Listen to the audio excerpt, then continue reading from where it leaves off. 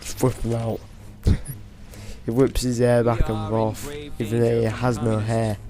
Probably does it in his spare time. Our plan to strike at the very heart of the Like, West. why? Why don't you just put on some sunglasses? Makes no sense. You're really trying that hard to be a badass. No conscience, no weakness. Defcon 1. Ooh.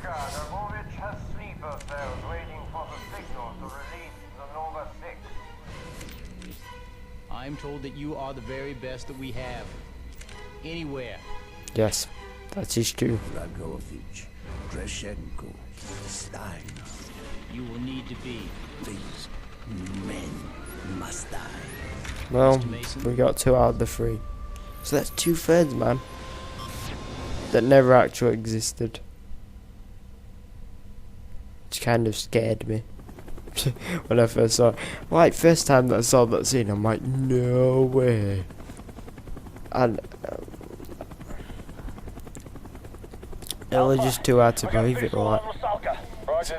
And when you play the game again and you look at the other characters' reactions to like red stuff, and you know that it's not actually real, you can see the true like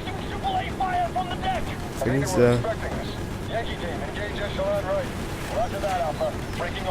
Oh, this bit's.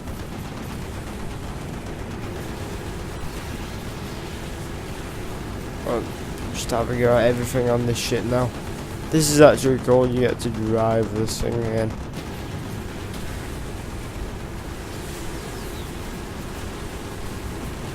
Like, they've never done this, I think, before in the Call of Duty. They always used to let you like man the guns and stuff, but never actually drive it. I don't know whether that was just because the technology wasn't available or something. On it. RPGs upper deck. Yankee team in position. Go, go, go! Yeah.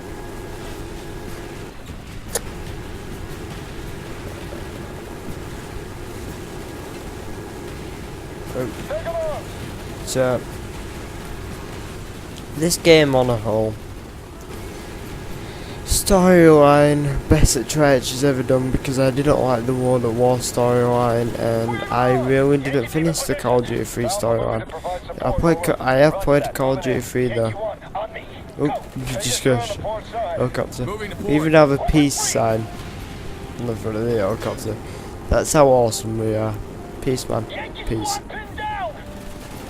And I'm a hippie, so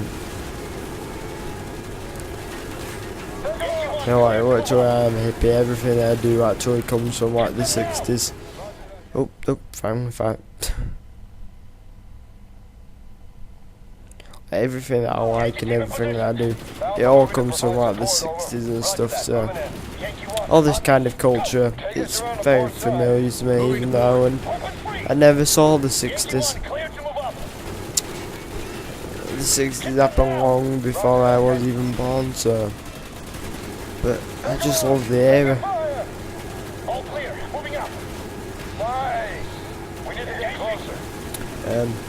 I watched actually, for you Pink Floyd fans out there, I watched a cool documentary on the life of Sid Barrett the other night.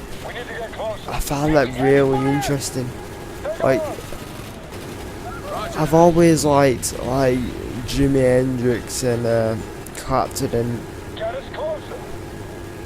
just people like that, but I've never really related to them because they just grew up with really rough backgrounds, basically. Well, Hendrix was black, so I never really related to him because I didn't know a world of racism. I don't know a world of racism. And Clapton grew up thinking that his grandmother was his mum and that his real mum was his sister because it wasn't acceptable in them times to be like that. So a shock came to him when he was 10 years old and he found out that his sister was actually his mum. That could have, yeah, that messed him up a bit, and he had future like consequences because of that later on in his life, and you can Christ, the helicopter just tears you up a bit.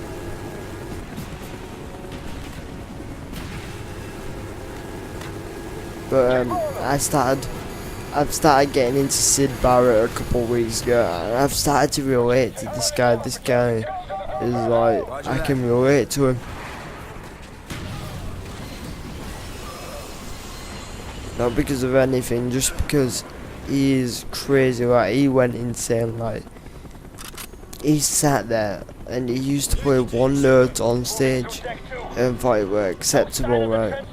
He was just nuts. If you listen to any of the songs that he wrote for Pink Floyd, he was just not right in his head. He was crazy.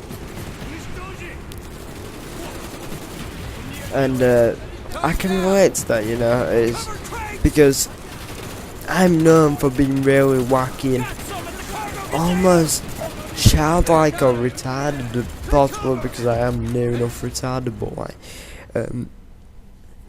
I don't see myself as retarded, right? It may look like I'm retarded sometimes, but it's just because I am actually this wacky in the head. Senile is a little bit of it. If you listen to Senile or Tobuscus on YouTube, Syndicate Project, definitely wacky. There's just some really wacky people out there, and I think part of my charm is that I'm that wacky and just don't give a crap.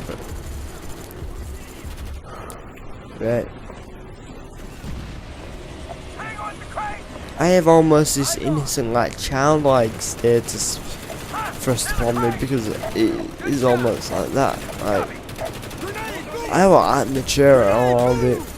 It's possible. And while I was listening to Sid Barrett's life, I'm thinking, I can relate to this geezer.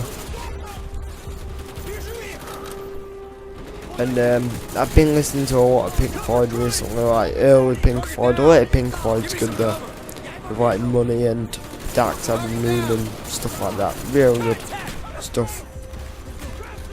But early Pink Floyd, like, Set the Controls for the Heart of the Sun. Really complex. It's just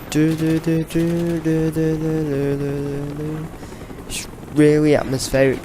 Not exactly like, I wouldn't play it for like any music class because it wouldn't go down. Like, it's not that musical. Oh Christ! Got one of them. Dude,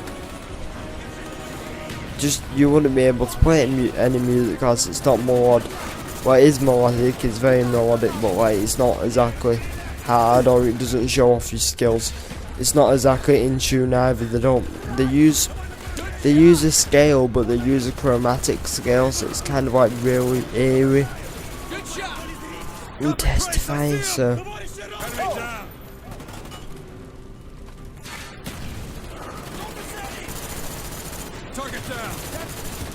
I highly recommend that you listen to that song, by the way, Set the Controls for the Heart of the Sun, if you don't know what I'm on about.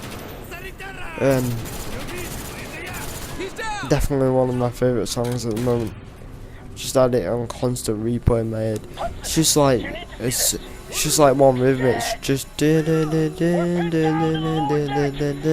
pretty much it, the whole song. But it's got like some crazy singing from like Roger Waters in it, which is like, set the controls for the heart of the sun. It's more like that. And I know that I can't sing, but it's like that. It's more melodic than actual tune. Hell, just I can sit there and listen to that, and it'll make me think about my life. Who needs drugs when you've got Pink Floyd? It's near enough the same thing. Contact down. You don't even need to try LSD, just listen to Pink Floyd on full blast. Yeah, constant blast of it. This pharmacy is a cool thing. I know that I just talked about Pink Floyd for a good old 10 minutes. But what else is there to talk about in a Black Ops Let's Play?